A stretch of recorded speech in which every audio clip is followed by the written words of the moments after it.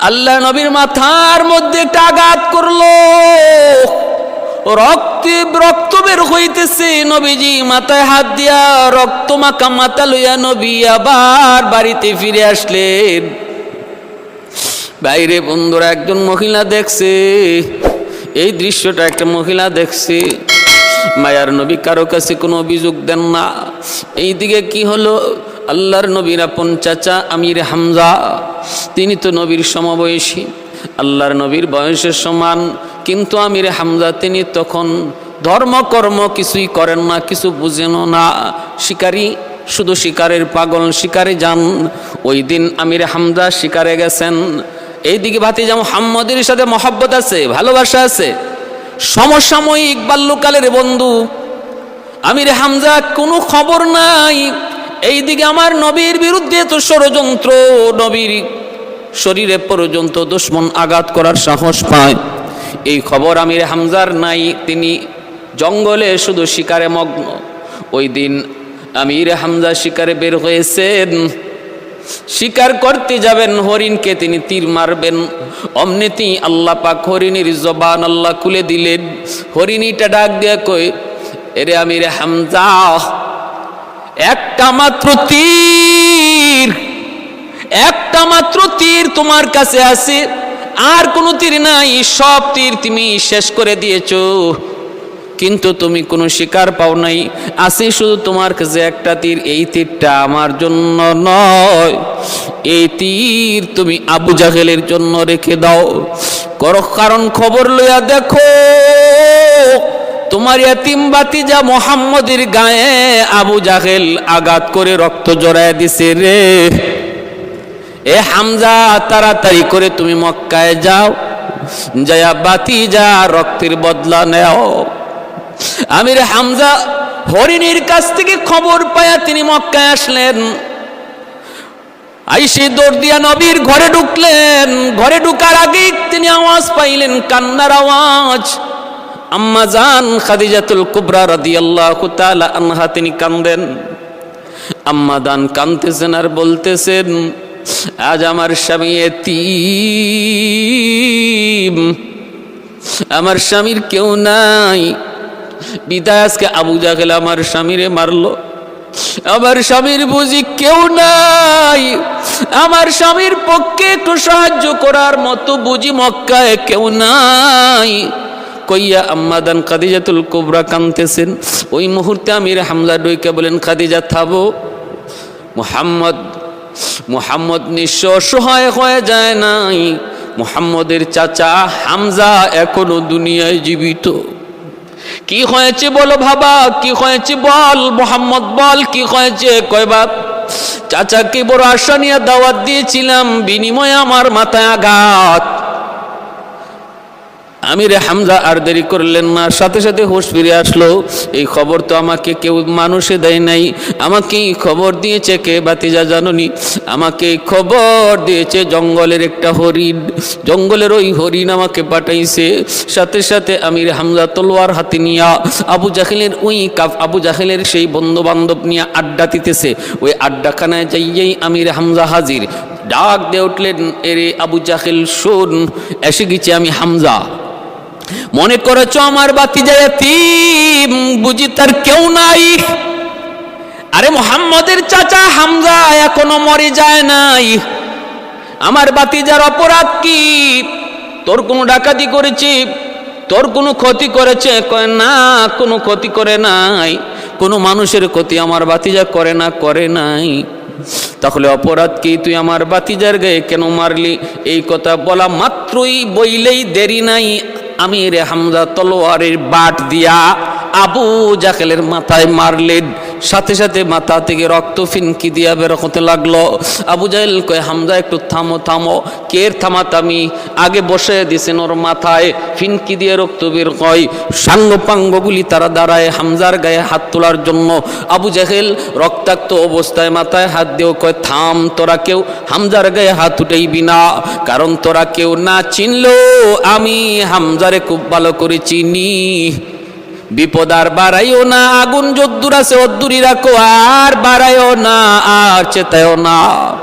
ভাইরা বন্ধুরা, এরপরে আমির হামজা বলেন, তাহলে আরেকটা কথা শুন, আমার বাতিজা ইসলাম ধর্মের দাওয়াত দেওয়ার কারণে, ইসলাম ধর্মের দাওয়াত দেয়, এটাই যদি তার অপরাধ হয়, তাহলে আজকে ভরা মজলিসে তোরা শুনে নে রে, আমি মুহাম্মদের চাচা হামজা কথা দিলাম, এখন থেকে আমি আমার ভাতিজার ধর্ম ইসলাম ধর্ম গ্রহণ করে নিলাম। সুবহানাল্লাহ। कौनैन मुख्तार खुदा तुमको बनाया, कौनैन मुख्तार खुदा तुमको बनाया, उम्मत का निगाहबान खुदा तुमको बनाया, उम्मत का निगाहबान खुदा तुमको बनाया, मौला मेरा आशिक मौला मेरा महबूब मेरा। ভাইরা বন্ধুরা, জন্য ভালো করে একটু মনোযোগ দিয়ে কথাটা শুনুন, খেয়াল করে শুনুন। আমির হামজা তিনি কালেমা পড়ে মুসলমান হয়েছেন। আল্লাহর নবী, রহমতের নবী, এই খবর পেয়ে নবীজির বুকের সাহস বেড়ে গেল। নবী বলতেছেন, চাচা যান, আমার মাথার আঘাতের কথা ভুলে গেছি, আমার মনে কোনো কষ্ট নাই, আমার চাচাকে আমি আমার সাথে পেয়ে গেছি। দুই বালক মার কাছ থেকে বিদায় নিয়ে মসজিদে নববীর সামনে হাজির হয়ে গেল। আল্লাহর নবী ঘোষণা দিলেন, কারা কারা যুদ্ধে যেতে চাও লাইনে দাঁড়াও, একজন একজন করে আমি পরীক্ষা করব, একজন একজন করে যাচাই বাছাই করে আমি অনুমতি দেব। সাহাবীরা লাইনে দাঁড়িয়ে গেলেন। আল্লাহর নবী একজন একজন করে তিনি যাচাই বাছাই করবেন। জিহাদে যাবার লাইন মসজিদে নববীর সামনে দাঁড়ালো। ওই লাইনে ছোট্ট দুই বালক মুআজ আর মুআওয়াজ, দুই ভাই, তারাও লাইনে দাঁড়ায় গেল। পাও কি দিয়া রাখলো, বড়দের লাইনে দুই বালক নিজেদেরকে একটু বড় বুঝানোর জন্য পায়ে উকি দিয়া রাখলো। আল্লাহর নবী একজন একজন করে যাচাই বাছাই করে করে যখন দুই বালকের সামনে এসে হাজির, নবী জিজ্ঞেস করতেছেন, বাবা এটা তোমরা করলা কি, এখানে কেন দাঁড়াইছো? এটা তো খেলার মাঠে যাওয়ার কোনো লাইন নয় বাবা, এটা জিহাদের ময়দানে যাওয়ার লাইন। এ বাবা এখানে কেন দাঁড়াইলা? তখন দুই বালক বলতেছে, নবী গো, আমরা ভালো করে জানি গো নবী, এটা খেলাধুলার মাঠে যাবার কোনো লাইন নয়, এটা জিহাদের মাঠে যাবার লাইন। আল্লাহর নবী বলে, বাবা জানো যদি, তাহলে তাও কি জানো জিহাদের ময়দান বড় খতরনাক, হয় নিজের কল্লা দিতে হয়, নতুবা দুশ্মনের কল্লা আনতে হয়, তাহলে তোমরা কেন দাঁড়াইলা?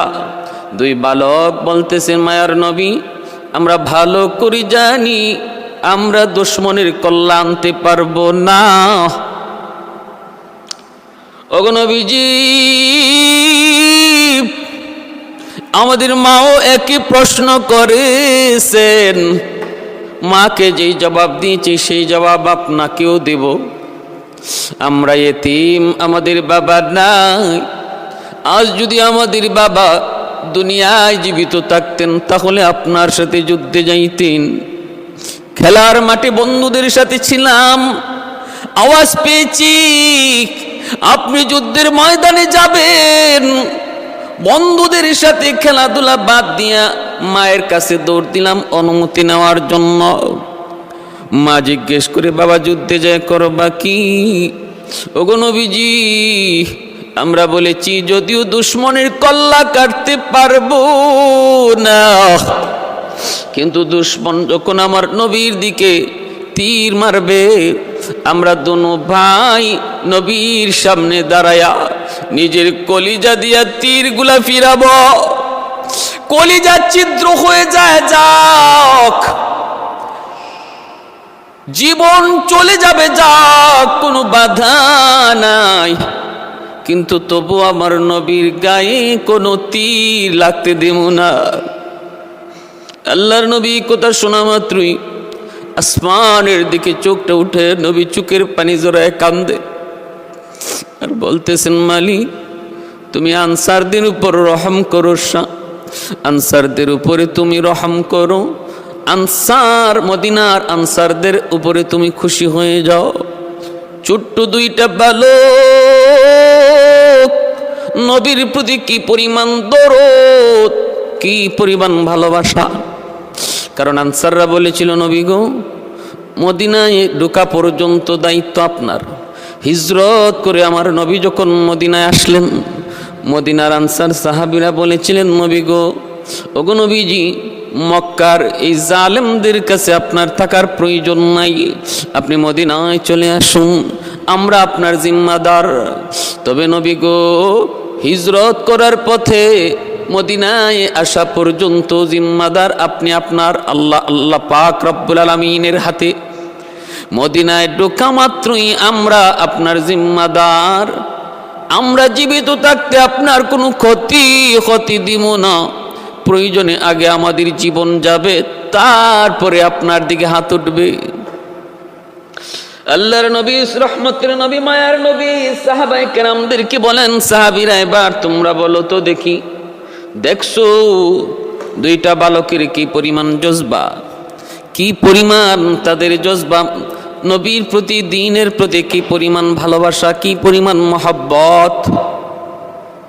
নবী এবার ডাক দিয়া বলেন, বাড়িতে কে আছে? বাবা কয় মা, একমাত্র মা। আল্লাহর নবী বলেন, মায়ের খেদমত করো, বড় হলে পরে আমি নবী তোমাদের যুদ্ধে নেব।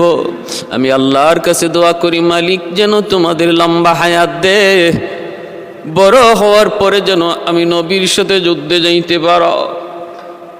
দুনো ভাই হাউমাউ করে কান্না শুরু করে দিয়েছে, না গো নবী না, আমাদেরকে ফেরত দিয়েন না। আমাদের মা আমাদেরকে বিদায় দেওয়ার সময় জীবনের জন্য বিদায় দিয়ে দিছেন, চিরতরে বিদায় দিয়ে দিচ্ছেন। আর মা আল্লাহর কাছে হাত উঠে কইছে, মালিক, হাসরের মাঠে তোমার সামনে দুইজন শহীদের মা হইয়া পরিচয় দিতে চায়। দ্বীনের নবী, মায়ার নবী,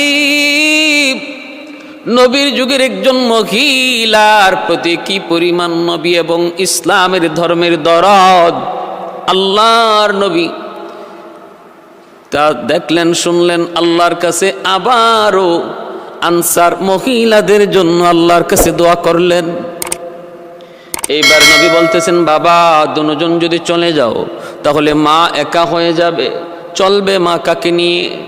বড়জনকে নবী বলতেছেন, তুমি যুদ্ধে যাবা, ঠিক আছে, তোমাকে অনুমতি দিলাম।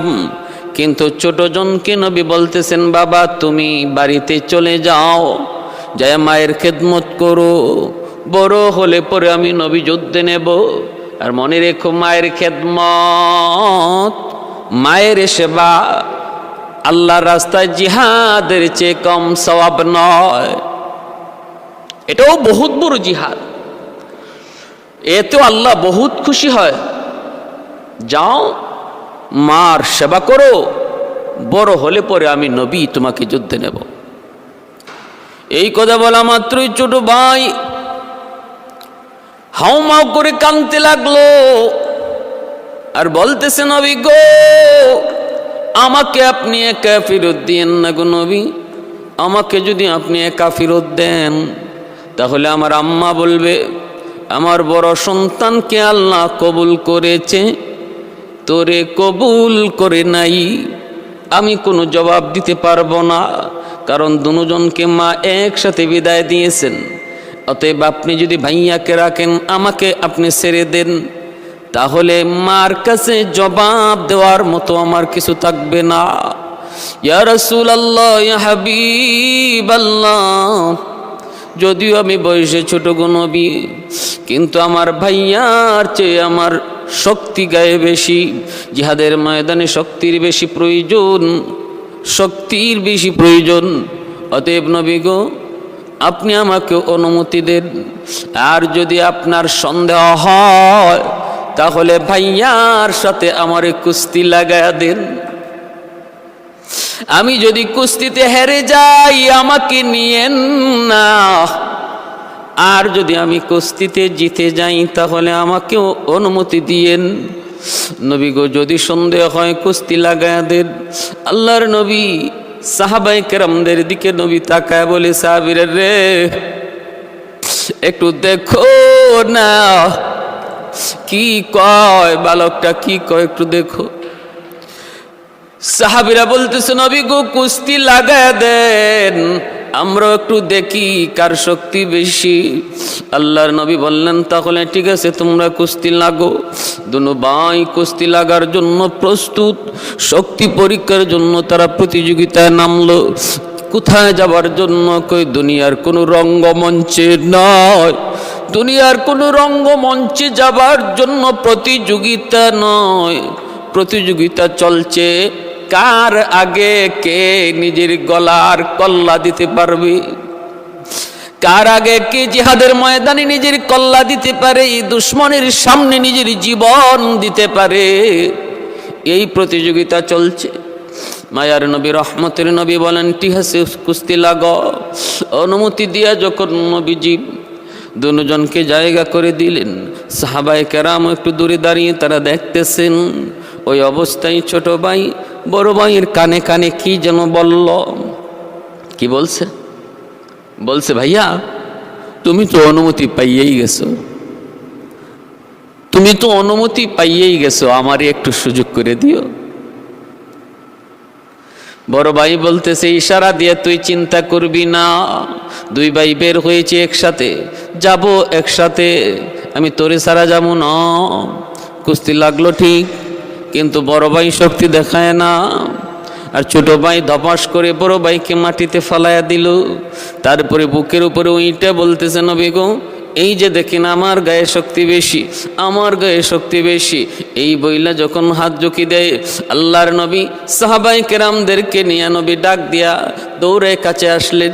আয়েশা দুনু ভাইয়ের হাত ধরে নবী উঁচু করলেন, আর নবী বলতেছেন সাহাবীরা রে তোমরা কিছু বুঝছো নি কেমনে কি হইছে?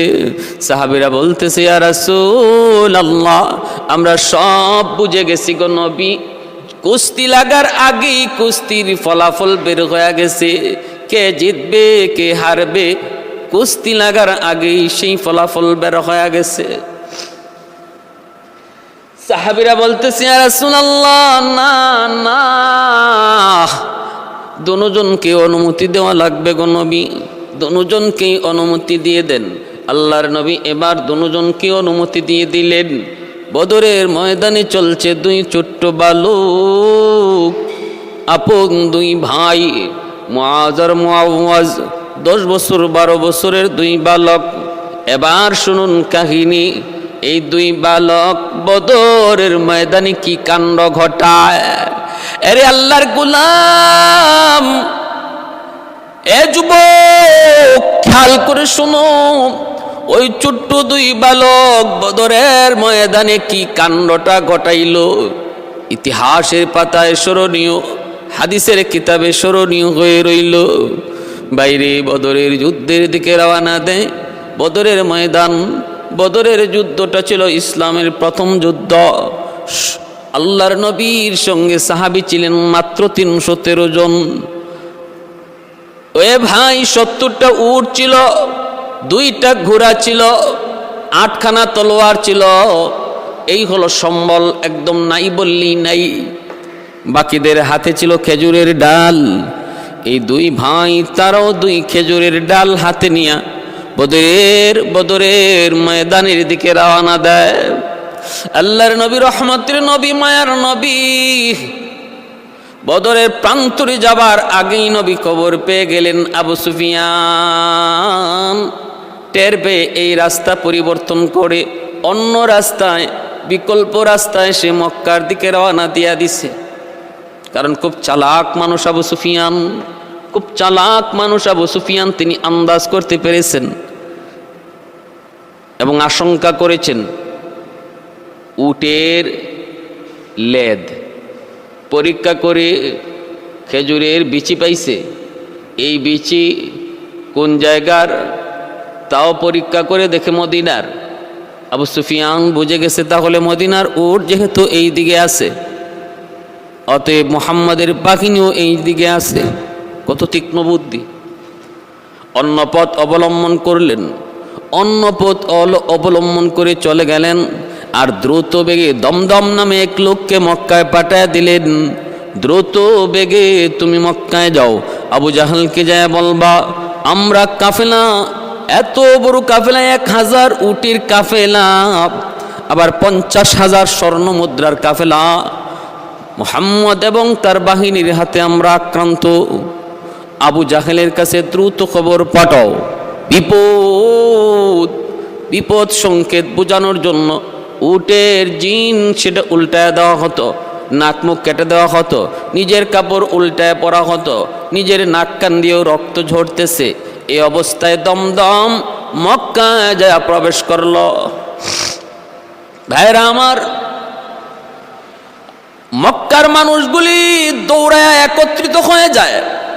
বিপদ বিপদ, এমন কোন চিত্র দেখলেই তারা বুঝতো চরম আকারের বিপদ সংকেত। আবু জাহেল দৌড়ে হাজির হয়ে বলতেছে কি ঘটনা, তাড়াতাড়ি বল। কয় আমাদের কাফেলা আক্রান্ত, তাড়াতাড়ি সাহায্যের জন্য বাহিনী পাঠাও। আবু জাহেল মুহূর্তের ভিতরে সে ডাক দিয়া সৈন্য সামন্ত একত্রিত করল।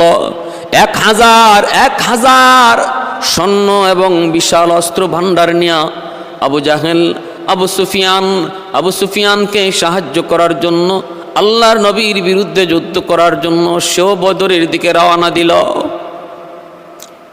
ভাইরা আমার, বের হওয়ার পর আবু জাহেল আবু সুফিয়ানকে পেয়ে গেল জুহফা নামক জায়গায়।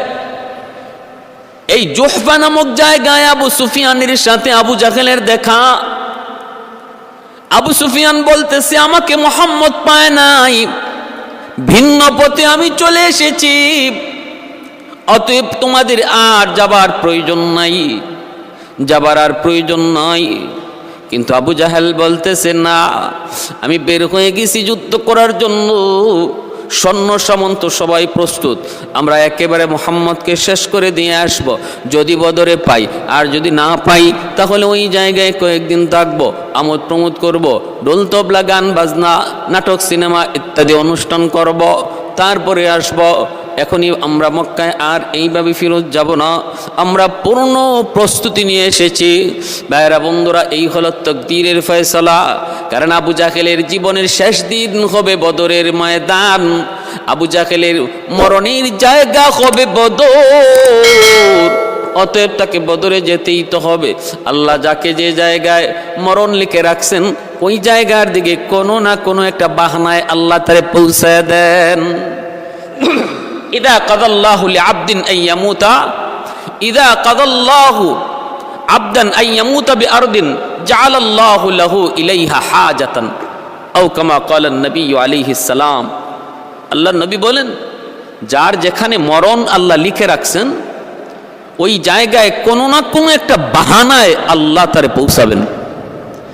আবু জাহেলের প্রয়োজন ছিল না, কারণ যে উদ্দেশ্যে বের হয়েছে আবু সুফিয়ানের কাফেলাকে সাহায্য করবে, সে আবু সুফিয়ান তো নিরাপদে চলে এসেছেন এবং দেখাও হয়েছে।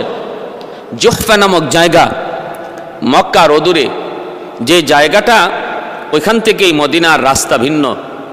আমার নবী, রহমতের নবী, এই জুহফা নামক জায়গায় যাওয়ার পর হিজরতের রজনীতে যখন মদিনার পথ ধরে চলবেন, এতক্ষণ পর্যন্ত ছিল ভিন্ন ভিন্ন পথ, একই পথ, যে পথ দিয়ে ভিন্ন জায়গায় যাওয়া যায়। আর জুহফা থেকেই মদিনার রাস্তা সম্পূর্ণ ভিন্ন।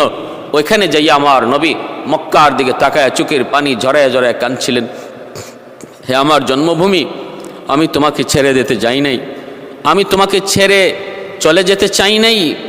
আমার স্বজাতীয় লোকরা যদি আমার বিরুদ্ধে ষড়যন্ত্র না করত, আমি কখনো তোমাকে ছেড়ে যেতাম না।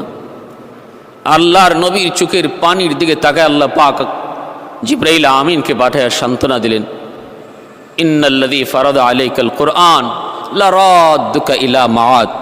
বন্ধু, আর কেঁদো না, যে জন্মভূমির মায়ায় তুমি কাঁদো, আমি আল্লাহ ওই কোরআনের কসম খেয়ে বলতেছি, খুব অচিরেই তোমার জন্মভূমিতে আবার তোমাকে আমি সসম্মানে ফিরিয়ে দেব। সুবহানাল্লাহ। আবু সুফিয়ান নিষেধ করার পরেও আবু জাহেল বদরে যাবেই, গেল। আল্লাহর নবী বদরের ময়দানে পৌঁছার আগে আগে আবু জাহেলের দল ওইখানে যাইয়া উঁচা জায়গাটা যুদ্ধের অনুকূল যুদ্ধের পক্ষে যে জায়গাটা, ওই জায়গাটা বাছাই করে তারা দখল করে নিল। আর এদিকে আল্লাহর নবী খবর পেয়েছেন যে আবু সুফিয়ান চলে গেছে, কিন্তু আবু জাহেলের বাহিনী আসতেছে, আবু জাহেলের বাহিনীর সাথে যুদ্ধ করতে হবে।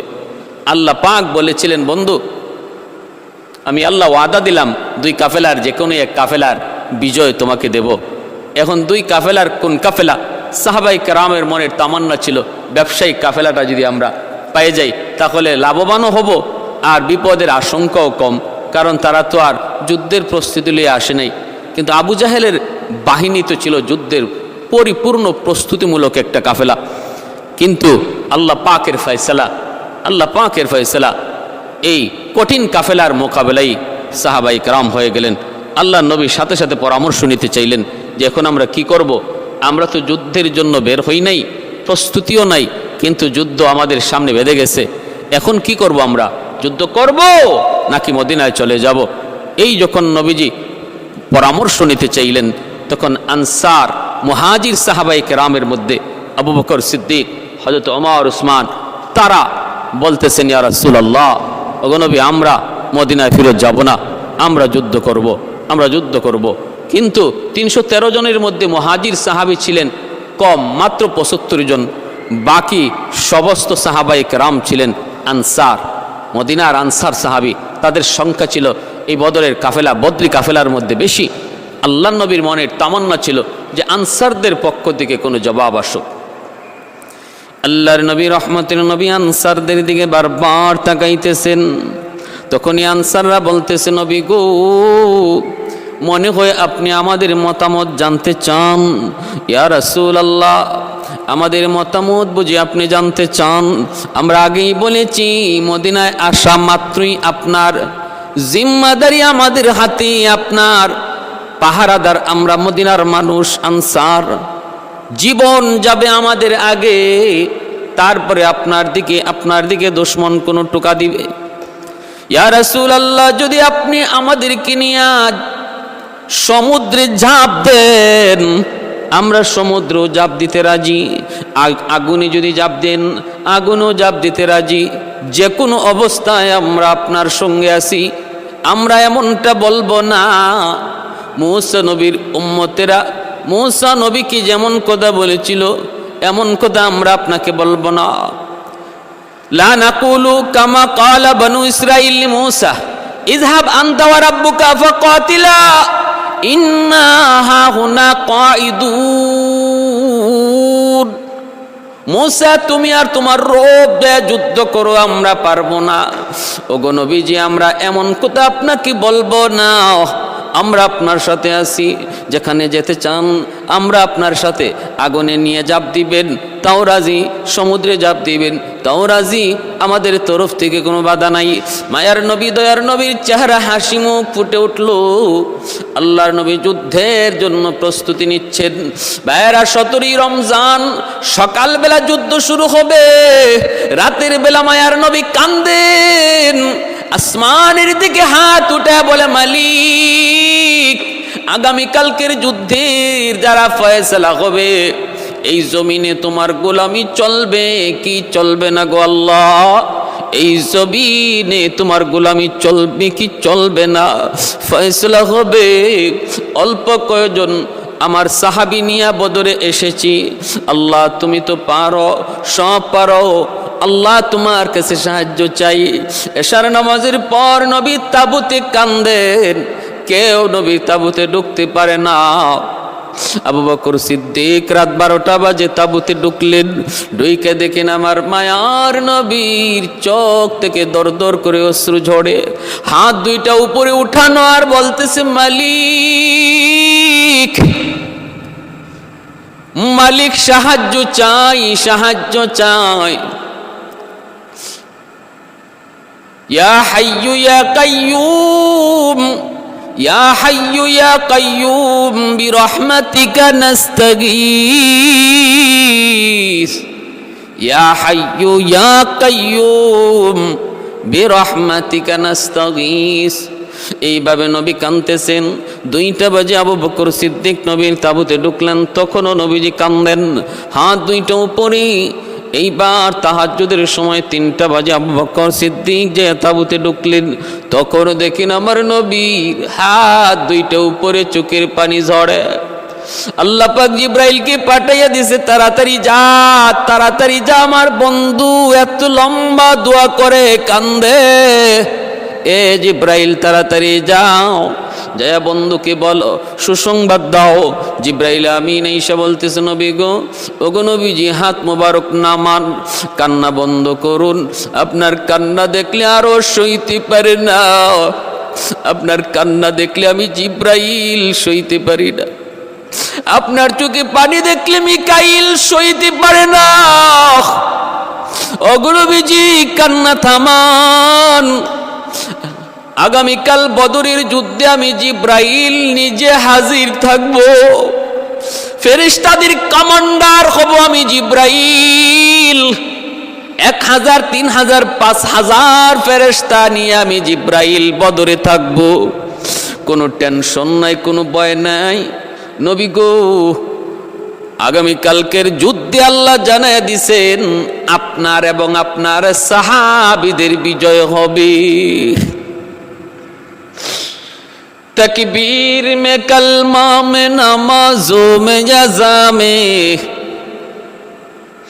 तकबीर में कलमा में नमाजों में जज़ा में, है नाम इलाही से मिला नाम मोहम्मद, है नाम इलाही से मिला नाम मोहम्मद, ऐ फरमाते हैं आदम को मुझे खुल्द तोरी में, लकहा हुआ तो बाब मिला नाम मोहम्मद, लकहा हुआ तो बाब मिला नाम मोहम्मद, महबूब ने कहा सल्ली अला नाम मोहम्मद, आका की जिया दिल की जिला नाम मोहम्मद, आका की जिया दिल की जिला नाम मोहम्मद। বদরের যুদ্ধে জিব্রাইল আমিন 5000 ফেরেশতা নিয়ে হাজির, জিব্রাইল নিজে কমান্ডার। এইদিকে ভাইয়েরা ঘটনা ঘটলো কি শুনেন, আবু জাহেল আগে ভাগেই যায় ভালো জায়গা দখল করে নিল, উঁচু জায়গা দখল করে নিল, আবার তাদের পায়ের নিচে মাটি, জায়গা পেয়েছে উঁচু, উঁচা থেকে নিচুতে মারতে সুবিধা, অতএব সুবিধাজনক জায়গায় আবু জাহেল এবং তার সাঙ্গপাঙ্গরা আল্লাহর নবী যেখানে জায়গা নিয়েছেন ওই জায়গাটা ছিল সমতল নিচু জায়গা। নবী আর সাহাবীদের পায়ের নিচে ছিল বালু, হাঁটা চলা করাও বড় কষ্টকর, অতএব যুদ্ধ করাও কষ্ট হবে। ওই অবস্থায় সকালবেলা মায়ার নবী রহমতের নবী যুদ্ধে যাবেন, এর আগে আল্লাহর গাইবী মদুদ শুরু হয়ে গেল, মুষলধারে বৃষ্টি, এমন বৃষ্টি আল্লাহ পাক নাজিল করলেন, ওই মুষলধারে বৃষ্টির কারণে যুদ্ধের পরিবেশ মুসলমানের পক্ষে চলে আসলো, দুশ্মনের বিপক্ষে চলে গেল। বলে কেমনে? বৃষ্টির কারণে উঁচা জায়গার মাটি হয়ে গেল পিছলা, এত পিছলা হয়ে গেল, এত পিচ্ছিল, পা রাখা কষ্টকর, মারবে তো পরে, আগে পা তো সামলাইতে হবে। এখন তো আবু জাহেল তার সাঙ্গ পাঙ্গরা দেখে হায় হায়, হলকে বৃষ্টির কারণে তাদের উঁচু জায়গার মাটি পিচ্ছিল হয়ে গেছে, পা সামলাইতে পারে না। আর এই দিকে আল্লাহর নবী সাহাবী এবং সাহাবীদের পায়ের নিচে ছিল বালু, বৃষ্টির পানিতে বালু হয়ে গেল আরামদায়ক, আরামদায়ক চলতে বড় সুবিধা। এক বৃষ্টির দ্বারা যুদ্ধের পরিবেশ আল্লাহ পাক মুসলমানদের পক্ষে নিয়ে নিলেন, পক্ষে দিয়ে দিলেন। ওই ছোট্ট দুই বালু বদরের ময়দানে যাওয়ার আগেই তারা একজন আরেকজন রে কই, ভাইয়া আমরা তো ছোট্ট, বড় কোনো কাম করতে পারবো না, আমরা ছোট্ট মানুষ, এত বড় টার্গেট লইয়াও কোনো লাভ নাই, একটা টার্গেট লও, একটা টার্গেট লও, একজনকে টার্গেট লও, একজনকে টার্গেট বানাও। বড় ভাই কয়, বল কারে তুই টার্গেট নিবি? ছোট ভাই কয়, ভাইয়া আমার তো মন বলে, আজকে শুনেছি বদরের ময়দানে আমার নবীর চির দুশ্মন আবু জাহেল, ওই বদরের ময়দানে নাকি আবু জাহেল হাজির হয়েছে। আমার মন বলে আমরা দুই ভাই আজকে আবু জাহেলকে টার্গেট নিব। বড় ভাই কয় আমিও রাজি আছি, আল্লাহু আকবার। বড় ভাই কয় আমিও রাজি আছি। ছোট ভাই কয় আবু জাহেলের টার্গেট লই, আবু জাহেলের টার্গেট বানাই। ভাইরা বন্ধুরা, একজন আরেকজনকে কই ভাইয়া শুনেছি ওই বেঈমান আমার নবীর গায়ে আঘাত করেছে, আমার নবীর মাথা থেকে রক্ত জড়াইছে। মায়ার নবী ৬০০০ বার আবু জাহেলকে দিনের দাওয়াত দিয়েছেন, ১-২ বার নয় রে যুবক, ১-২ বার নয়, ৬০০০ বার আল্লাহর নবী তারে দিনের দাওয়াত দিয়েছেন। এই আবু জাহেল বদরের ময়দানে টার্গেট লইল ২টা ছোট্ট বালক, ১০ বছর ১২ বছরের ২ ভাই। নবীর সাহাবী আব্দুর রহমান ইবনে আউফ রাদিয়াল্লাহু তাআলা আনহুকে বদরের ময়দানে যাইয়া তারা ডাক দিয়া কই, ইয়া আম্মি আরিনি আবা জাহেল, চাচা যান আবু জাহেল কোনটা একটু দেখা দেন। আব্দুর রহমান ইবনে আউফ রাদিয়াল্লাহু তাআলা আনহু কয়, এ বেটা তোমরা আবু জাহেলরে দিয়ে কি করবা? 2 ভাই কই, চাচা যান আমরা সিদ্ধান্ত নিয়েছি, আমরা ছোট্ট মানুষ, বেশি কাম করতে পারবো না, বেশি টার্গেটও নিতে পারবো না, টার্গেট আমরা দিব একজন। 2 ভাই আমরা একমত, টার্গেট আজকে আমাদের আবু জাহেল। হয় বদরের ময়দানে আমরা জীবিত থাকবো, নতুবা আবু জাহেল জিন্দা থাকবে। ওই যে দেখো ঘোড়ার পিঠে সওয়ার, বড় বড় বড় বড় ধমকি দিচ্ছে, আওয়াজ দিচ্ছে, শাউট করছে, ওর নামই হলো আবু জাহেল। ফাঁকে ফাঁকে ফাঁকে ফাঁকে ফাঁকে ফাঁকে 2 ভাই কোন রকম আবু জাহেলের গোড়ার কাছে যায় হাজির। এক ভাইয়ের হাতে, 2 ভাইয়ের হাতে খেজুরের ডাল। এক ভাই খেজুরের ডাল দিয়া আবু জাহেলের ঘোড়ার পায়ে মারলেন, সাথে সাথে আল্লাহ পাক খেজুরের ডালটাকে তলোয়ার বানায় দিলেন। পা কেটে গেল, আবু জাহেল দপাস দিয়া মাটিতে পড়ে গেল। আরেক ভাইয়ের হাতে ছিল আরেকটা খেজুরের ডাল, উনিও আর দেরি নাই আল্লাহু আকবার বইলা আবু জাহেলের বুকে বসায় দিলেন, ওই ডালটার তলোয়ার বানায় দিছেন আল্লাহ। মুহূর্তের ভিতরে আবু জাহেল খতম। এইদিকে ভাইয়েরা বন্ধুরা, নবীর সাহাবী হযরত আব্দুল্লাহ ইবনে মাসউদ রাদিয়াল্লাহু তাআলা আনহু তিনি দেখতেছেন, হায় হায় হায় কি ব্যাপার, ছোট্ট 2 বালক আবু জাহেলের মতো অহংকারীর মাটিতে শোয়া দিছে।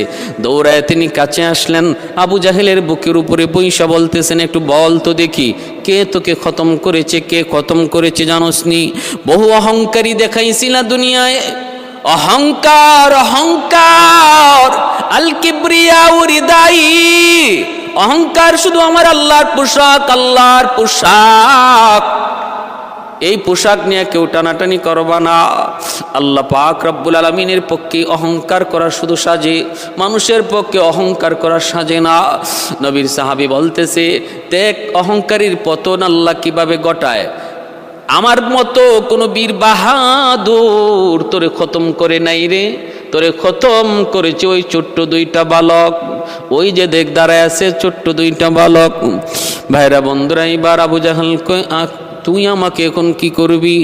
আব্দুল্লাহ ইবনে মাসউদ বলেন, আমি তোর কল্লা কাটবো, কল্লা কেটে এই কল্লা নবীর দরবারে নিয়ে যাব। আবু জাহেল মাটি থেকে পইরা জান যায়, জান যায়। ওই অবস্থায় কয়, আমার কল্লাটা যখন কাটবি গুড়িতে লাগায়া কাটবি, একদম চামড়াতে লাগায়া, দেহের সাথে লাগায়া কাটবি, যেন আমার কল্লা দেখতে বড় দেখা যায়, মাথাটা দেখতে যেন বড় দেখা যায়। যে ওই দেখে আমার মাথা দেখে যেন চিনে ফেলে এটা নেতার মাথা। একটু বড় করে কাটবি। নাউজুবিল্লাহি মিন যালিক। মৌতের সময়ও অহংকার যায় না, মৌতের সময়ও অহংকার যায় না। আব্দুল্লাহ ইবনে মাসউদ গুড়িতে লাগায়া কল্লাটা কাটলেন, যেভাবে চাইছিল এইভাবেই কল্লাটা কাটলেন। এরপরে কানের এই পাশ দিয়ে তিনি তলোয়ার ঢুকাইলেন, ওই পাশ দিয়ে তলোয়ার বের করলেন। তলোয়ারের আগায়, তলোয়ারের মাথার মধ্যে আবু জাহেলের কল্লা লইয়া আল্লাহর নবীর দরবারে আইসা বলতেছেন, নবী গ নেন গো নবী, আবু জাহেলের মাথা নেন। আল্লাহর নবী দেখে বলতেছেন, হাদা রাসু আদুই ওয়া আদুইল্লাহ, এটা মানুষের কোনো মাথা নয়, এটা আল্লাহ এবং তার রাসূলের দুশমনের মাথা। ওই অবস্থায় হযরত জিবরাইল আমিন নবীর সামনে দাঁড়ায় দাঁড়ায় তিনি হাসতেছেন। আবু জাহেলের কল্লার দিকে তাকায়া তাকায়া জিব্রাইল আমিন বসে বসে হাসতেছেন। নবী তখন জিজ্ঞেস করেন, ভাই জিব্রাইল হাসো কেন? জিব্রাইল কয়ে, নবী গো হাসতেছে এজন্য, যেই বালক, যেই সাহাবী আব্দুল্লাহ ইবনে মাসউদ, সে মাথাটা আপনার দরবারে নিয়ে এসেছে তনুটা কান ছিদ্র কইরা। এই আব্দুল্লাহ ইবনে মাসউদ যখন ছোট্ট ছিল, বালক ছিল, কাবাগরের সামনে কোরআন তেলাওয়াত করার অপরাধে আবু জাহেল তার একটা চর মারছিল, থাপ্পড়। এক থাপ্পড়ে তার একটা কান বধির হয়ে গেছিল। আজও পর্যন্ত আপনার সাহাবী আব্দুল্লাহ ইবনে মাসউদ এক কানে কম শুনে। আবু জাহেলের থাপ্পড়ের কারণে অপরাধ ছিল আল্লাহর কালাম তিলাওয়াত। ওই দিন আপনিও কানছেন, আমি জিব্রাইলও কানছি, কিন্তু আসমানের মালিক ওই দিন হাসতেছিলেন। আমি তখন বলেছিলাম, মালিক তুমি হাসো, তোমার কোরআন তেলাওয়াত করার অপরাধে আব্দুল্লাহ মাইর খায়, আমরা কান্দি, আব্দুল্লাহ কান্দে, আর তুমি বুঝি হাসো। আল্লাহ তখন বলতেছিলেন, রে জিব্রাইল, তোমরা তো এখন দেখো, সামন দেখো না, বর্তমান তোমাদের সামনে ভবিষ্যৎ নাই। দেখি বদর দেখি, আমি আল্লাহ বর্তমানও দেখি, ভবিষ্যৎও দেখি। যেই বালকটারে আজকে আবু জাহেল থাপ্পড় দিয়া তার কান নষ্ট করে দিয়েছে, আমি আল্লাহ দেখতেছি বদরের ময়দানে এই আব্দুল্লাহ আবু জাহেলের দুটা কান নষ্ট করবে, তলোয়ার ঢুকাইয়া এক কানের বদলা নিবে দুই কান। এজন্য আমি আল্লাহ হাসতেছি। ওগো নবীজি, আজ আমি দেখলাম নিজের চোখে আবু জাহেলের দুটা কান নষ্ট করেছে আপনার সাহাবী আব্দুল্লাহ ইবনে মাসউদ, যার একটা কান নষ্ট করেছিল আবু জাহেল। আল্লাহু আকবার। হযরত আব্দুল্লাহ ইবনে মাসউদ রাদিয়াল্লাহু তাআলা আনহু তিনি বলতেছেন, ইয়া রাসূলুল্লাহ, ওগো নবীজি, এই যে নেন, আপনার চাচারও আমি বন্দি করে নিয়ে আসলাম। নবীজির চাচা হযরত আব্বাস রাদিয়াল্লাহু তাআলা আনহু, ইনিও বদরের ময়দানে নবীর হাতে বন্দি। বদরের যুদ্ধটা ছিল এমন এক যুদ্ধ, ভাইয়ে ভাইয়ে যুদ্ধ, বাপ বেটায় যুদ্ধ, চাচা ভাতিজায় যুদ্ধ। আবু আজিজ ইবনে বদরের যুদ্ধে হযরত আবু বকর সিদ্দিক রাদিয়াল্লাহু তাআলা আনহু নবীর পক্ষে, ওনার সন্তান আবু জাহেলের পক্ষে, ওনার সন্তান আবু জাহেলের পক্ষে। আবু আজিজ বিন উমায়ের, আবু আজিজ বিন উমায়ের হাতে হলো কাফেরদের পতাকা, আর মুসআব বিন উমায়ের রাদিয়াল্লাহু তাআলা আনহুর হাতে হলো মুসলমানদের পতাকা। আর দুজন হলেন আপন ভাই, দুজন আপন ভাই। একজনের হাতে কাফেরদের পতাকা, আরেকজনের হাতে মুসলমানদের পতাকা। এমন এক যুদ্ধ ছিল বদরের যুদ্ধ। নবী একদিকে, নবীর আপন চাচা হযরত আব্বাস রাদিয়াল্লাহু তাআলা আনহু নবীর বিপক্ষে। এই বদরের যুদ্ধে তিনি নবীর হাতে বন্দী। আব্দুল্লাহ ইবনে মাসউদ বলতেছেন, ইয়া রাসূলুল্লাহ, আমি বন্দী করে এনেছি। নবীজি বলেন, ভালো কথা। সাথে সাথে নবীর চাচা বলেন, ভাতিজা, তুমি কি বিশ্বাস করেছো তোমার সাহাবী আব্দুল্লাহ তোমার চাচা আব্বাসকে বন্দী করে এনেছে? এটা কি তোমার বিশ্বাস হয়? নবী বলেন, চাচা, বিশ্বাস তো হয় না, কিন্তু দেখতেছি তো তাই। চাচা বলতেছে, না ভাতিজা, না না ভাতিজা, না। এ ভাতিজা, কে আমাকে বন্দী করেছে তাকে কিছুক্ষণ আমি এখানে দেখেছি। বলে কোথায়? কয় আবু জাহেলের। আবু জাহেলের মাথার পাশে বসে বসে মুচকি হাসতেছিল মানুষের স্রোতে, অপরিচিত একটা মানুষ আবু জাহেলের কল্লার পাশে বসে বসে মুচকি হাসতেছিল। মানুষটা এখন কোথায়? সে আমাকে বন্দী করে এনেছে। আল্লাহর নবী বলেন, আল্লাহু আকবার, আল্লাহু আকবার। চাচা যান, ইনি তো মানুষ নন, ইনি মানুষের বেশে এসেছেন ফেরেশতাদের সরদার, কমান্ডার জিবরাইল আমিন। তখনই আব্বাস বলতেছে, ভাতিজা, বদরে আমরা যা দেখেছি তোমরা তা দেখো নাই রে। মাত্র রওনা দিছি, মাত্র রেডি হয়েছি মুসলমানের গায়ে আঘাত করব, হঠাৎ করে দিকে আকাশ থেকে সাদা পাগড়ি, সাদা পাঞ্জাবি পরে ঘোড়ার উপরে সওয়ার আমার সামনে নাজিল হইয়া আমার গর্দানের মধ্যে তলোয়ার ধরছে। কই, তলোয়ারটা ফালাইয়া দে, তীরটা ফালাইয়া দে, নতুবা এখনই দ্বিখণ্ডিত করে ফেলবো। এই অবস্থায় সামনের দিকে আগাই, হঠাৎ দেখি পিছনে কে যেন আমার পিছনের মধ্যে তলোয়ার ধরছে। কয়েকটা কদম সামনে দিবি না, একটা কদম সামনে দিবি না। এমন অবস্থা বদরে আমরা দেখেছি, তোমরা তা দেখো নাই, তাদের হাতে আমরা পরাজিত হয়েছি। এরা কারা? এরা হলেন আল্লাহর পাঠানো নূরের তৈরি ফেরেশতা। আল্লাহ পাক কোরআনুল কারীমের সূরা আনফালের মধ্যে বলেছেন 1000, 3000, পর্যায়ক্রমে 5000 ফেরেশতা আল্লাহ পাক বদরের যুদ্ধে নাজিল করেছিলেন। কমান্ডার ছিলেন জিবরাইল আমিন, কমান্ডার ছিলেন জিবরাইল আমিন। এজন্য ভাই বলতেছি, একটু ভালো করে শুনুন। আবু জাহেলের মতো এত বড় নিকৃষ্ট পাষণ্ড জালেমের অপমৃত্যু হয়েছে, খতম করেছে, ধ্বংস হয়েছে নাবালক 2টা ছোট্ট বালকের দ্বারা, যাদের নাম হলো মুআযার, মুআওয়াজ, আপন 2 ভাই, আপন 2 ভাই। এজন্য ভাইরে অহংকার করা ভালো নয়। আল্লাহর মোকাবেলা কইরা কেউ কোনোদিন পারে নাই, পারবেও না, কোনোদিন পারে নাই, পারবেও না। আল্লাহর মোকাবেলা করার অর্থ হলো নিজের মাথা দিয়া দেয়াল ভাঙ্গা। মাথা দিয়া যদি কেউ দেয়াল ভাঙতে চায়, দেয়ালের কোনো ক্ষতি হয় না, কিন্তু নিজের মাথার অস্তিত্ব থাকে না। আমার নবী, মায়ার নবীর জন্মের 1000 বৎসর আগের একটি বাস্তব ঘটনা বলতেছি, শুনেন। ইয়ামেনের একজন বাদশা ছিল, যার নাম তুব্বাই আউয়াল হিময়ারি। খ্রিস্টান ধর্মের একজন মানুষ, পাদ্রীদেরকে বড় মহব্বত করত। 400 জন পাদ্রী, খ্রিস্টান ধর্মের পণ্ডিত, সর্বদা তার রাজ দরবারে থাকত এবং তাদের পরামর্শ নিয়ে সে চলত। আগেকার যুগে এমন বহু বাদশা ছিল রে ভাই, তারা রাজদরবারে উলামায়ে কেরামদেরকে রাখত, তাদের পরামর্শ নিত, পরামর্শ মতো চলত। কারণ উলামায়ে কেরামের যেখানের মধ্যে আল্লাহ দুনিয়া আখিরাতের জ্ঞান দান করেছেন, দুনিয়া আখিরাতের জ্ঞান দান করেন। এজন্য ভাই ওই তুব্বাই আউয়াল হিময়ারি সেও এইভাবে 400 জন আলেমকে সর্বদা তার রাজদরবারে রাখত। একদিন বাদশা বলতেছে, আমার মন চায় আমি একটু কাবাগর দেখব, আমি একটু মক্কা যাব। এই বইলা সৈন্য সামন্ত লইয়া 400 জন পণ্ডিত, 400 জন খ্রিস্টান ধর্মের পণ্ডিত সাথে লইয়া বাদশা রওয়ানা দিল। তারা হলেন তাওরাত কিতাবের পণ্ডিত।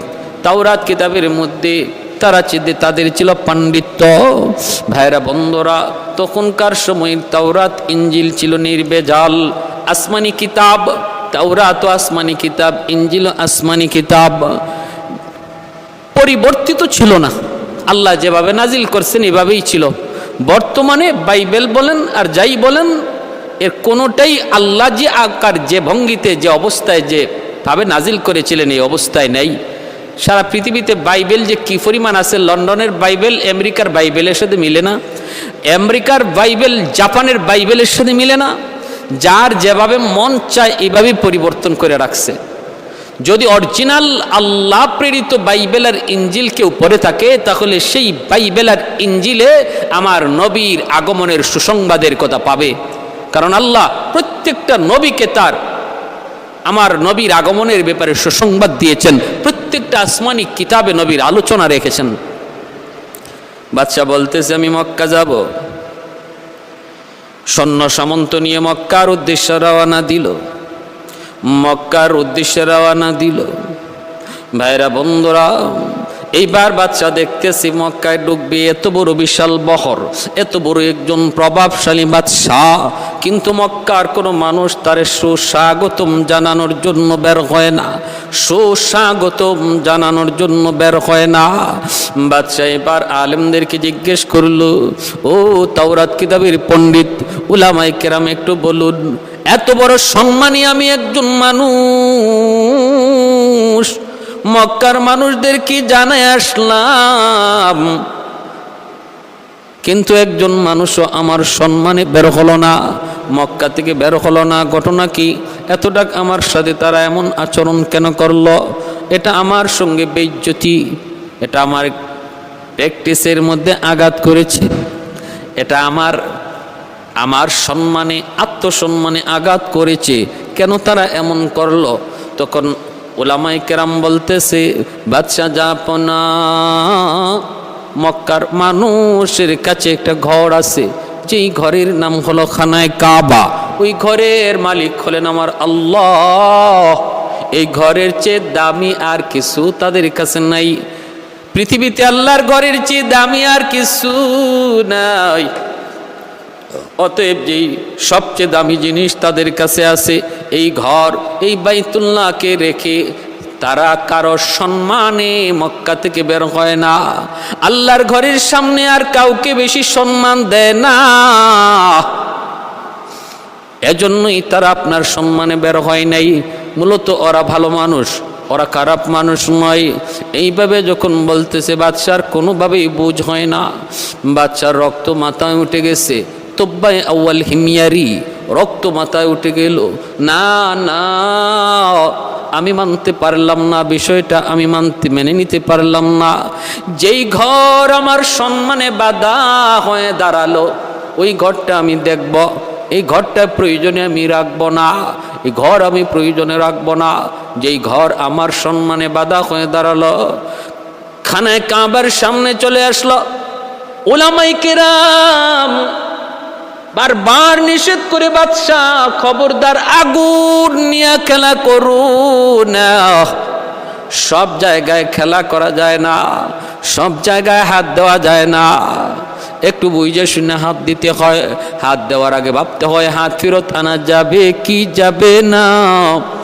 বুদ্ধিমান এটা বুঝা হাত দেয়। আল্লাহর ঘরে যদি তুমি হাত দাও, আমরা তাওরাত কিতাব পইরা যদ্দূর বুঝলাম তোমার হাত ফেরত আসবে না রে, হাত ফেরত আসবে না। কারণ এই ঘর দুনিয়ার কোনো মানুষের ঘর নয়, এই ঘরের মালিক হলেন স্বয়ং আল্লাহ। এই ঘর আল্লাহ নিজে বানাইছেন। এই ঘর হলো পৃথিবীর মধ্যভূমি। এই ঘরের উপরেই হলো বাইতুল মামুর, যেই ঘরের চতুর্দিকে ফেরেশতারা সর্বদা তওয়াফ করে। আর জমিনে আল্লাহর ঘর, এই খানা কাবার চতুর্দিকে মানুষ তওয়াফ করে। এই ঘর, এটা আগুন নিয়ে খেলা করো না বাদশাহ। সব নিয়ে তামসা করা যায়, কিন্তু আল্লাহর ঘর নিয়ে কোনো তামসা করা যায় না।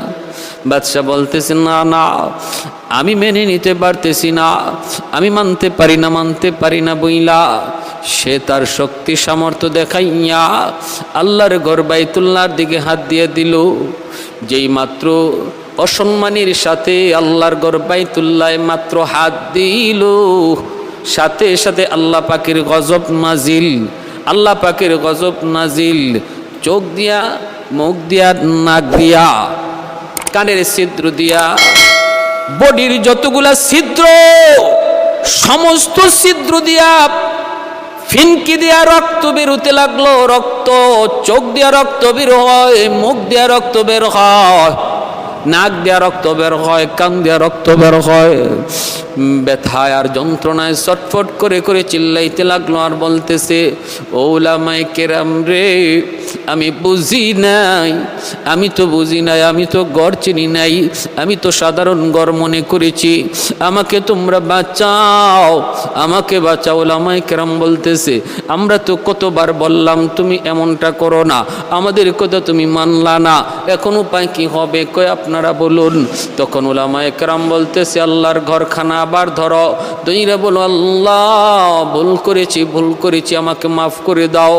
কারণ তিনি হলেন গফফার, তিনি হলেন গাফির, তিনি হলেন গফুর। বড় বড় অপরাধীকেও আল্লাহ পাক ক্ষমা করে দেয়, তার গফফার নামের খাতিরে আল্লাহ মাফ করে দেয়।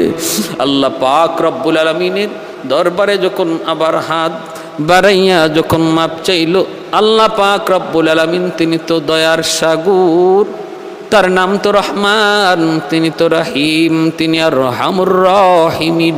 তওবাকারী তওবা করা মাত্রই আল্লাহ পাকের কুদরতি দিল নরম হয়ে যায়। আত-তাইবু মিনাজ যামবি কামান লা যামবা লাহ, ইন্নাল্লাহা ইউহিব্বুত তাওয়াবিনা ওয়া ইউহিব্বুল মুতাতাহহিরিন।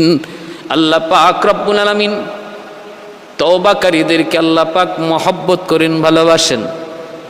ঠিক তেমনিভাবে আল্লাহ যারা গুনাহ করে না তাদেরকে আল্লাহ ভালোবাসেন। তওবাকারীর ভালোবাসার কথা আল্লাহ আগে আনছেন। এজন্য তুব্বায়ে আউয়াল হিময়ারি যখনই সে তওবা করলো আল্লাহ পাক রব্বুল আলামিন তার তওবা কবুল করে নিলেন। এ ভাই, সাথে সাথে রক্ত পড়া বন্ধ হয়ে গেল, ও ভাইরা একটু খেয়াল করে মনোযোগ দিয়ে শুনো রে। আল্লাহর ঘরের প্রতি তার তাজিম, তার সম্মান বেড়ে গেল। যেই ঘরের প্রতি কিছুক্ষণ আগে ছিল তার খারাপ ধারণা, মুহূর্তের ভিতরে পরিবর্তন।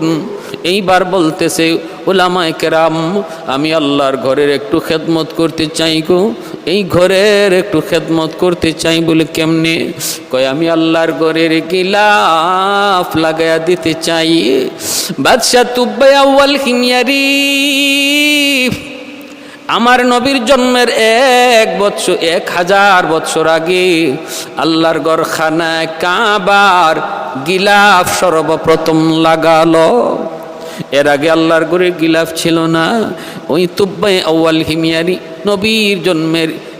নবীর জন্মের 1000 বছর আগে সে আল্লাহর ঘরখানায় কাবার গিলাফ লাগায়া দিল। ভাইরা বন্ধুরা, ওই গিলাফ আজও আছে, তখনও ছিল, কিয়ামত পর্যন্ত থাকবে। শুধু পরিবর্তন হয়, বদলানো হয়, কিন্তু সিস্টেম চালু আছে।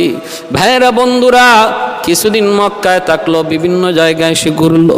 আমার নবী, রহমতের নবী, মায়ার নবী, তিনি যেই জায়গায় জন্ম নেবেন তাওরাত কিতাবে যেখানে উল্লেখ রয়েছে জন্মস্থানটা তারা তাওরাতের আলেমরা বাদশাকে দেখালো।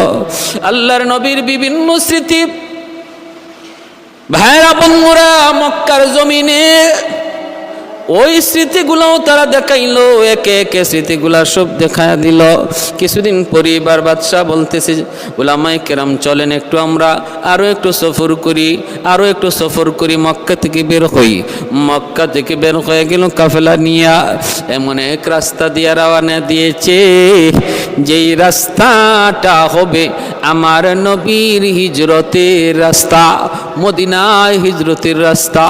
কিন্তু তখন তো এই রাস্তা যে হিজরতের রাস্তা কেউ জানে না, জানার কথাও না, কারণ আমার নবীর এখন জন্মই হয় নাই।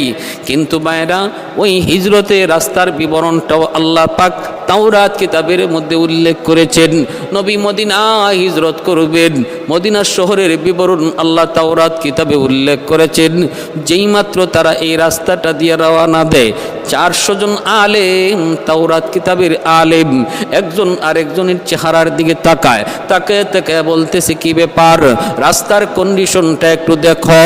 হায় হায়, আমরা তো তাওরাত কিতাবের মধ্যে একটা রাস্তার বিবরণ পড়েছি, যেই রাস্তাটা হবে আখিরি জমানার নবী মুহাম্মাদুর রাসূলুল্লাহ সাল্লাল্লাহু আলাইহি ওয়াসাল্লামের হিজরতের রাস্তা। তোমরা কি পড়ো নাই? কয় পড়েছি। ওই রাস্তার বিবরণটা কেমন একটু দেখো, আর তাওরাত কিতাবের বিবরণ একটু মিলাও। একে একে মিলায় তারা দেখে 100 মিলে গেল। বাদশাহ জিজ্ঞেস করে উলামায়ে কেরাম কিসের আলোচনা হয় আমাকে একটু বলো। তারা বলতেছে বাদশাহ জাহাপনা, আমরা তাওরাত কিতাবের মধ্যে একটা রাস্তার বিবরণ পেয়েছি, ওই বিবরণের সাথে এই রাস্তার 100 মিল। কয় কোন রাস্তা? কই যেই রাস্তা হবে আখিরি নবীর হিজরতের রাস্তা, মদিনায় হিজরতের রাস্তা। অতএব যেই রাস্তা দিয়ে আমরা চললাম এটাই হলো নবীর মদিনায় হিজরতের রাস্তা, কোনো সন্দেহ নাই। তাহলে এই রাস্তা দিয়ে চললে আমরা মদিনায় যেতে পারবো, যেই দেশে আমার নবী, যেই দেশে আখিরি নবী হিজরত করবেন এখন, এবং মদিনায় তিনি শুয়ে থাকবেন অনন্তকাল, কিয়ামত অবধি তিনি মদিনায় শুয়ে থাকবেন। জন্ম নেবেন মক্কায় কিন্তু শুয়ে থাকবেন মদিনায়। ওই মদিনা শহরে আমরা একটু যেতে চাই। সামনের দিকে আগালেন। শহরের তো কোনো অবস্থান নাই, শহরের কোনো আকার নাই, আকৃতি নাই, ঘর নাই, বাড়ি নাই, কিন্তু একটা জায়গায় গেলেন, আবহাওয়ার দিকে তাকাইলেন, কন্ডিশনের দিকে তাকাইলেন, তাকায় তারা একজন আরেকজনকে বলেন, দেখো জায়গাটা একটু দেখো, দেখো কত সুন্দর খেজুরের বাগান, দেখো পাহাড় দিয়ে চতুর্দিকে ঘেরা, জায়গাটা একটু পর্যবেক্ষণ করো, আবহাওয়াটা একটু দেখো। সবগুলা দেখা তারা সিদ্ধান্ত নিল, তাওরাত কিতাবের মধ্যে মদিনা শহরের যে বিবরণ আল্লাহ পাক উল্লেখ করেছেন, মদিনা শহরের আবহাওয়ার যে বিবরণ আল্লাহ দিয়েছেন, এর 100 মিল এই জায়গার মধ্যে পাওয়া যাইতেছে। সাথে সাথে তারা বাদশাকে ডাক দিয়ে কয়, বাদশা জাহাপনা, মদিনা শহরের খবর পেয়ে গেছি, মদিনা শহরের সন্ধান আমরা পেয়ে গেছি, অতএব আমরা সিদ্ধান্ত নিয়েছি আমরা আর ইয়ামেন ফিরে যাব না গো, এই জায়গায় আমরা থেকে যাব, এখানে আমাদের কবর হবে এবং আখিরি নবীও এই জায়গায় শুয়ে থাকবে, আমাদের কবর হবে মদিনায়, আর কবরের পাশ দিয়া রহমতের নবী তিনি পায়ে হেঁটে যাবে, এতে আমরা ধন্য হব, আমরা ইয়ামিন আর ফিরে যাব না। বাদশা বলতেছে, তাহলে আমি কি করব? কয়, আপনি ফিরে যান। বাদশা বলে, আমারও তো মন চায় গো, আমারও তো মন চায় আখিরি নবী রহমতের নবী যেই দেশে হিজরত করে আসবেন এবং চিরদিনের জন্যই এই দেশে থেকে যাবেন, এই দেশেই তিনি শুয়ে থাকবেন, যেই জমিনে আখিরি নবী রহমতের নবী শুয়ে থাকবেন, আমারও তো মন চাই এই জমিনে আমিও শুয়ে থাকি, কিন্তু এত বড় রাজত্বের জিম্মাদারি কি করি? ওলামায়ে কেরাম বলে না, আপনি জিম্মাদারি ফালায়া থাকতে পারেন না, আপনি চলে যান। বাদশাহ তিনি চলে যাবেন আর বলতেছেন, আমি আপনাদের জন্য 400টা গড় বানায় দিয়া যাই। 400 আলেমের জন্য 400 গড় বানায় দিল। একটা গড় বাদশাহ বানায় দিলেন ব্যতিক্রম, আলাদা করে একটা মনের বাসনা দিয়ে একটা গড় বাদশাহ বানাইলেন। এত সুন্দর করে বানাইলেন, উলামায়ে কেরাম জিজ্ঞেস করে, এই ঘর কার জন্য বানাইতেছেন? বাদশাহ তখন বলতেছে, আমার নবী আখিরি নবী রহমতের নবী যখন মক্কা থেকে মদিনায় হিজরত করবেন, মক্কার আপনজনেরা তার ঘর বাড়ি দখল করে নিবে, মদিনায় তিনি আসবেন, মদিনার আনসারগণ তারে কুলে তুলে নিবে, কিন্তু মদিনায় তার নিজস্ব কোনো ঘর থাকবে না, বাড়ি থাকবে না। আনসারগণ সবাই যার যার বাড়িতে নিতে চাবেন। আমার মন চায় আমি নবীর জন্মের 1000 বছর আগে মদিনায় নবীর জন্য একটা ঘর বানায়া যাব, যেই ঘরের মালিক হবেন আখিরি নবী রহমতের নবী, নবী মুহাম্মদুর রাসূলুল্লাহ সাল্লাল্লাহু আলাইহি ওয়াসাল্লাম। तो खुल्कत में मिली किसको ये आली नस्वी है, खुल्कत में मिली किसको ये आली नस्वी है, तो फ़ख्र रसूल हाशिमियो मुतलबी है, तो फ़ख्र रसूल हाशिमियो मुतलबी है। ऐ नूर खुदा दूर हो मैं तेरे हरम से, खाली हो मेरा हाथ भी दीनारो दिरम से, खाली हो मेरा हाथ भी दीनारो दिरम से। अल्लाह ने बनाया तुम्हें, अल्लाह ने बनाया तुम्हें सुल्तान मदीना, मेरे तमन्ना है मुझे जाने मदीना, मेरे तमन्ना है मुझे जाने मदीना। ভাইরা, একটা ঘর বাদশাহ তুব্বাই আউয়াল হিমিয়ারি মনির মাধুরী দিয়া বানাইলো, আর বানায়া ঘরে তালা দিয়া চাবিটা আমির সাহেবের হাতে দিয়া আরেকটা চিঠিও আমির সাহেবরে বুঝাইয়া দিল। বলল, যেদিন আপনি চলে যাবেন আপনার ইন্তেকালের আগে আপনার সন্তানের হাতে চিঠি আর চাবি দিয়ে যাবেন, সে আবার তার সন্তানের হাতে দিয়ে যাবে। এই চিঠি আর চাবি আপনাদের কাছে আমানত, আপনাদের কাছে আমানত। বাইরা বন্ধুরা, এই চিঠি আর চাবি আমানত বুঝে দিলাম আপনাদের হাতে। এই বইলা বাদশা চলে গেল। দিন যায়, রাত যায়, মাস যায়, বছর যায়, আমার নবী রহমতের নবী মক্কার জন্মভূমিতে নবী আগমন করলেন। মায়ার নবী 40 বছর বয়সে নবী এইবার নবুয়তি পেলেন।